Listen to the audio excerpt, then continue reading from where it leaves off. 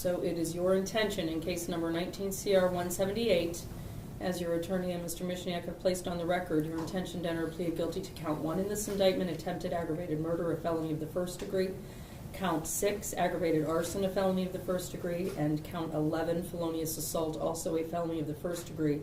And in case number 19 CR 101, enter a plea of guilty to count 2, forgery, a felony of the 5th degree, correct? Yes, ma'am. The forgery carries with it a potential maximum sentence of 12 months in the Ohio Department of Corrections, a $2,500 fine plus court costs. The attempted aggravated murder is a felony of the first degree. It carries with it a potential maximum sentence of 11 years in the Ohio Department of Corrections, a $20,000 fine plus court costs.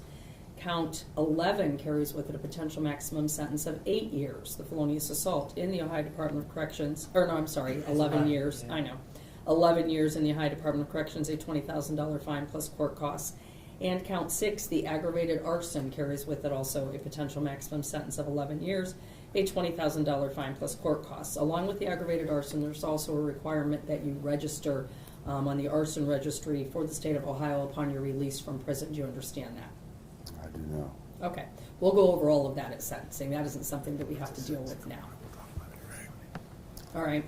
And as Mr. Michniak and your attorney placed on the record, the felonious assault in count 11 and the attempted aggravated murder in count 1 will merge for sentencing purposes.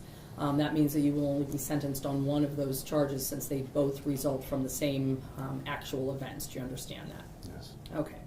By entering these pleas of guilty, you're giving up your right to a trial by jury. At that trial, the prosecutor would have to prove beyond a reasonable doubt each and every element of the charges against you. Your attorney could cross-examine and confront the witnesses who come in and testify for the state of Ohio.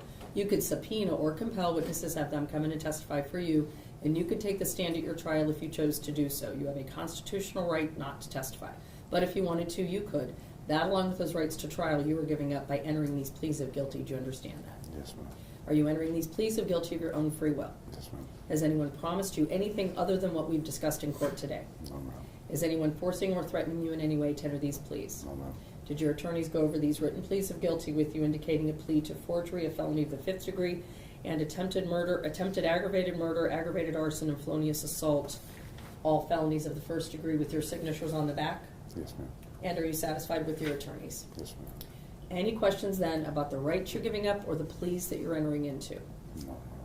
Then in case number 19 CR 178, what is your plea to attempted aggravated murder and count 1, a felony of the 1st degree? Guilty. And count 6, aggravated arson, a felony of the 1st degree. What is your plea? Guilty.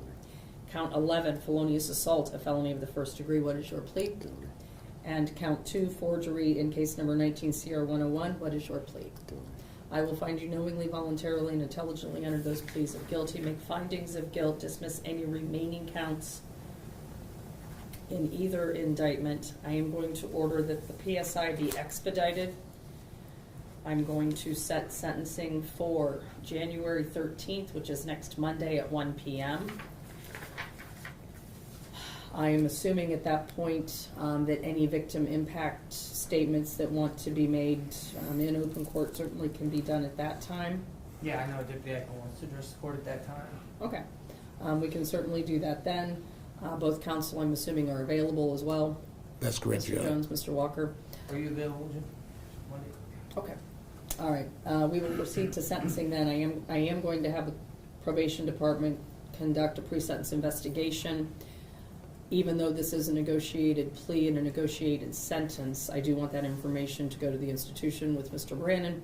So I will order that, but I'll have it done very quickly. So they are going to come out probably to interview with you at the jail for purposes of the PSI, Mr. Brannon. Once that is complete, it'll be provided to me, and I'll forward it to counsel, and then we'll be ready for sentencing next Monday afternoon.